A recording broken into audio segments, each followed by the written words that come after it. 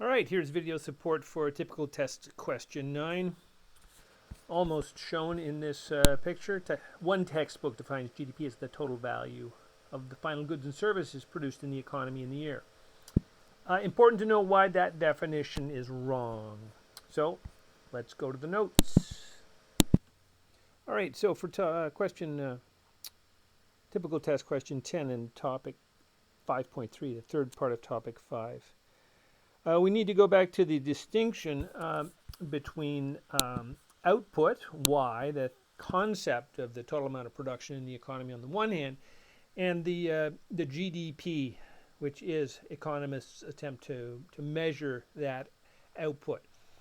And the key point to recognize for this question is simply that we are not able to count all of the output. GDP is not entirely accurate, and it's potential omissions that can make a big difference to the interpretation of per capita GDP and welfare. Now, in order to understand this point, I want you to think about making a chart like I'm about to show you here. And with this chart, we're simply going to classify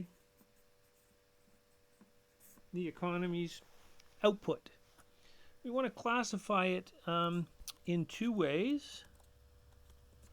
First off, make columns for whether the output is output that gets sold in markets or whether it's output that we think of as non-market output.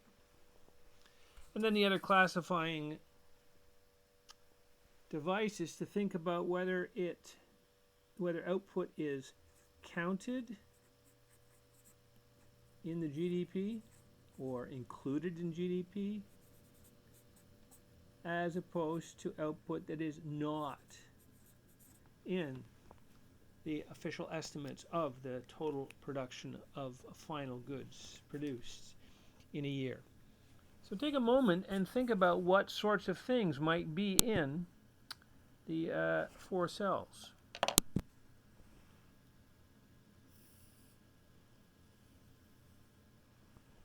All right, let's start with the big cell to the left. Big in the sense that we're kind of thinking that most, let's get this lined up, people.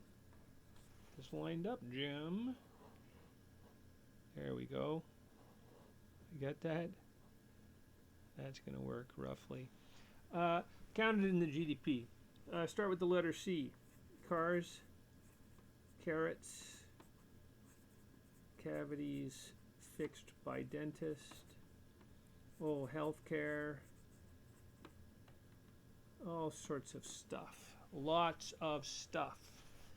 This is what we think of, and when we're talking about nominal and real GDP, it's kind of thinking of this cell. All right, now take a moment and think about, from your reading in reading assignment 3, do you remember the non-market item that's counted in the GDP? Well, perhaps you will remember owner-occupied housing is the one key and major non-market good, or you might call it a service if you want, that is counted in the GDP. Seems complicated perhaps, but the economists simply treat the owner of the house as if she were renting it to herself, and on that basis can get an estimate for the value of that good called housing services. Okay, well, take a moment and jot down some ideas about what's not included in the GDP, which is nonetheless final goods produced by the economy's resources. Well, maybe some of you thought of the recent legalization of marijuana, or think about Al Capone stories, and think about illegal economic activity. That activity takes place in the underground economy. The underground economy being the sense of production that's taking place under the veil, under the view of the government and economists trying to count the GDP. two dimensions here. Some of this activity is illegal output, whether it be heroin or hitmen or illegal gambling, less pleasant, and all sorts of other things as well. And then the other is just non-reported and casual. Probably all of you back in your neighborhoods would have done some work for neighbors for pay, hence market activity. But you did not and were not obligated to report that in any fashion to the government, and that kind of casual work in the underground economy is certainly not going to be counted in the GDP. All right, that's potentially important if you're thinking about places like Colombia or stories of Al Capone's time in Chicago.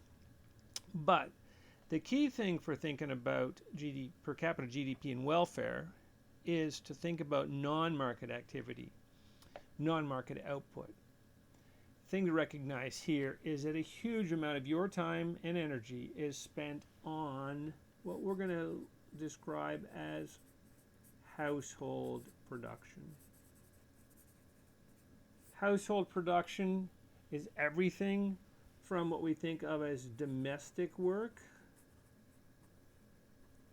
often gendered labor in form of cooking, cleaning, laundry, but also yard work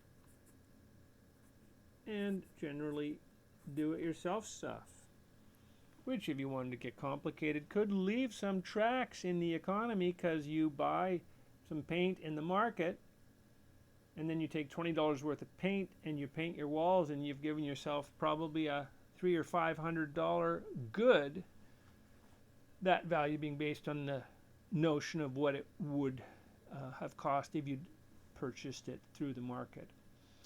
So the point to think about simply is the extent to which in different times in different places more or less of the economy's output might be counted in the GDP or not counted in the GDP. Think about how if an economy happens to count more of its GDP, then it's going to appear richer when you compare it to another economy that counts a smaller fraction of its output in the GDP. And we can use a Ppf model to illustrate this point. Okay, let's suppose we're thinking of a two-good model with, on the one hand, market output. This is counted in GDP. And on the other hand, non-market output, let's call it household production or household output. We would expect the usual sort of production possibility frontier for an economy. And let's suppose that we have two economies that are equally productive. They have the same resources. They employ those resources. They're equally same technology, same resources. So they've got the same Ppf. Let's suppose, though, that economy A is a less commercialized economy. All right. So let's suppose that A is a less commercialized economy and B is a more commercialized economy. A less commercialized economy, people spend less time at the job and more time in the home. Do more of your home cooking, more baking. Man, we might want to try and model a pandemic effect right here as people retreat from the labor force and do more stuff at home. But that would be more complicated than we need to. Let's stick with this simple example. The key point to think about is, where are you going to put economy A, the less, how are you going to represent production for the less commercial economy? And the idea, of course, is that they would be producing with resources allocated more heavily to the household. And we could draw this ray out here that would be economy A's mix of GDP to non-GDP or to household production. And so we'd suggest that economy B would be lying on this ray. And the point to think about is how this is going to be a GDP value we see for B. Down here is going to be the GDP value for economy A. These two economies are basically the same in terms of their production, but the mix is different. This greater amount of market production in economy B is reflected, though, in lower household production in B, just the way the greater household production in A is reflected in lower GDP. But if we were to just do a GDP and welfare analysis, we would mistakenly think that economy B was a richer economy. Now this can get pretty interesting, because what if in fact economy A were the richer economy? Maybe economy A is got a production possibility frontier way out there. This is clearly a richer economy, and if they decided to spend as much time at work, look at how much more production they would have than B. But as it is, economy B still looks like it's producing more. It's because it's producing more GDP, and so much of economy A's output is household production, which is underground. Well, no, not underground. That's different. It's just household. It's out of the view of GDP. So there, for fun, don't worry about it in an online context for testing, is the application of the Ppf model to this question and topic. Gonna pause.